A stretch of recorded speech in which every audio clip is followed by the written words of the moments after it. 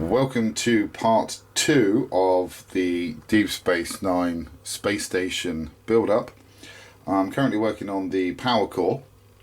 I need to get this done first. The main reason being is that once this is put together, it will need to go underneath the main promenade itself. So I need to be able to get the wires running through that before I can seal the promenade up together, and then get that put onto the outer rings. So far what I've done is I've light blocked it, given it 2 coats of primer, and then put 2 coats of top coat over the top of that.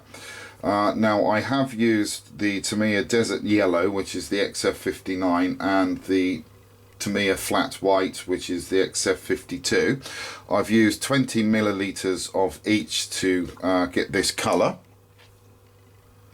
I know it does look a little bit light, but by the time it's had the grey wash put over it, that will again change it completely. Now that is a technique that was used on the studio scale model, so I'm going to try and replicate that on this. One of the other things that I'm going to try and do on this model as well is try and put repair panels on it as well. Which again is something that they used on the studio scale model as well. So the light has been successfully blocked. So if I just get my torch out for you, you can actually see there that there is no light apart from the little holes there for the conduits.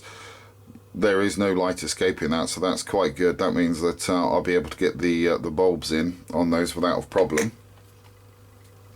And then we've got the base of the power core here, so I will be lighting this, so that's going to look pretty good with some light coming through it. What I need to do is get some milk bottle carton or something like that just to help diffuse that light coming through there, but if I turn it that way it might give you a better view. There you go, you can actually see some of the light coming through there. So that should look pretty good when that's actually lit up. I've also put some detail on the power conduits for the core as well. That shouldn't necessarily be there, but I just thought I'd put that on there just to help bring those parts alive. So a couple of things that I need to do to this now really is just put some grey wash over all of these parts, and then the other thing that I need to do is put some lighter patch panels on it to make it look as though there's been some repair work on it. And I'm not sure whether you'll be able to, yep, you can just there, all those little dots, they're all windows, so I do need to remove, or sorry, I do need to, where those dots are, actually scratch the paint off of those so we can get the windows lit up. So that should, once that's done, look pretty good. So I'm going to carry on with this, and as soon as I've got that work done I will come back to you with another update. Welcome back. I've made some more progress on the kit. I've got the grey wash put down. I used the Tamiya neutral grey XF53 for that, and that was diluted down with the Tamiya acrylic thinners. So that's a mixture of 30% paints, 70% thinners. I then put it over the parts and then went back over the parts again with just some clean thinner just to help sort of take some of the harshness away. On this part where the the bottom of the power core is, where the exhaust is, I've left some areas of it purposely a little bit darker. Most of the work though has been on this section here, where we've got some of the lighting going on, some of the little windows. On here I have put in, as you can see there, some yellow stripes. Now with these little yellow stripes, you can only really see them at certain angles, but they are there. For that I did use the Tamiya Lemon Yellow X8, which is a gloss, and I put in a few drops of the Tamiya Black Rubber XF85 to bring it down to almost a mustard yellow. One of the other things that I did do is I used the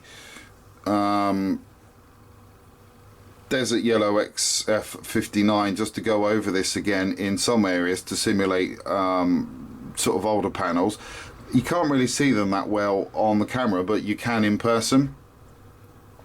And the other thing that I did was I used the Tamiya Buff, which is the XF57, to simulate lighter panels, so it looks as though they're newer. And you can see them around the ship there. Once those little parts dried, I then gave the all of the parts a clear coat, just to help to protect the paint. The next thing to do with this particular part is to go back in again, and where you see all of those little nubbins, which are the windows, I just need to go in and remove the paint from those so the light will shine through. That's going to take a little while on that one, so that's going to be good fun, and I do believe that's going to strain the eyes a bit too. The other parts that we've got here is the power conduits. They've been treated with the grey wash as well, and they've also been sprayed to protect them. Two of them I deliberately didn't paint with a grey wash because I wanted to try and simulate the fact that they were new power cores. So I just left them as they were and then just painted over them with the clear gloss. So that's about it for the moment, guys. I'm just going to get on with these windows. As I say, it's going to take me a while to get those done, to be fair. But as soon as they're done, I'll come back to you with another update. Richard back with you for another quick update. I've taken the power core as far as I can for the moment. All the holes have been drilled for the wires to go through on all of the sections. And I've also installed the red clear glass into the bottom of the power core itself. Again, I've just used the Revell professional contactor glue on that, and all I did, I'm not sure whether you can actually see them there, but all of the spines there, I've just ran a very fine bead of the glue and then around the outside, and then a little bit in the middle there.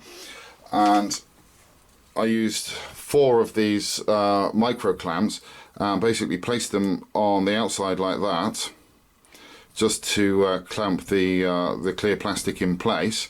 Left it for 24 hours, and this is now in there, solid as anything. It's not going anywhere at all, so that's great.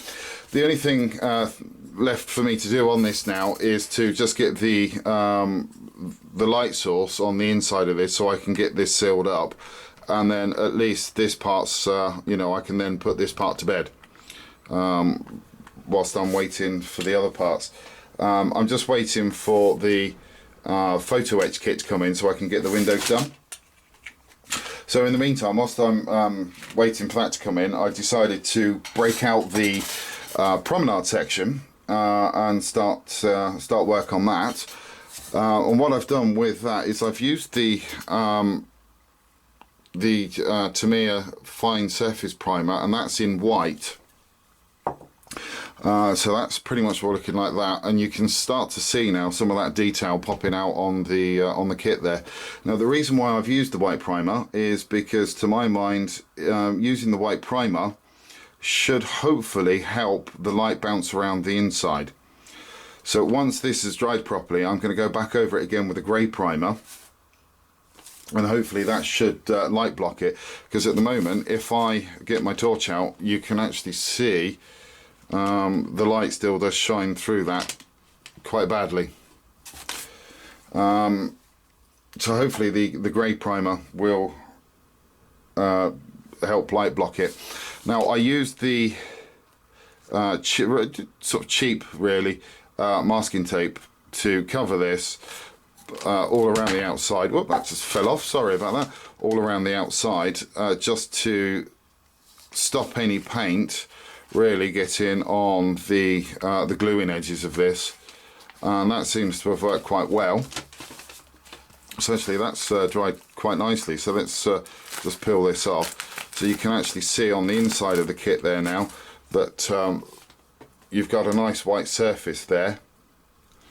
So hopefully that should help to reflect the light quite nicely. So I just need to really wait for this to dry properly. I mean, it's dried to the touch, but I'd rather leave that for I'd rather leave that overnight before I touch it again with the next layer of primer. And I've also got the lower promenade done as well, and as you can see there, I've also got the hole in the middle for the wires to come through.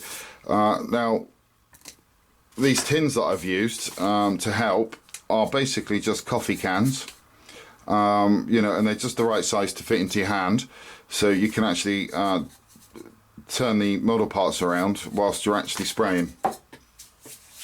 So that's pretty good.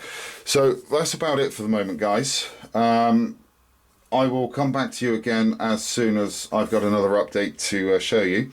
So until then, please do take care.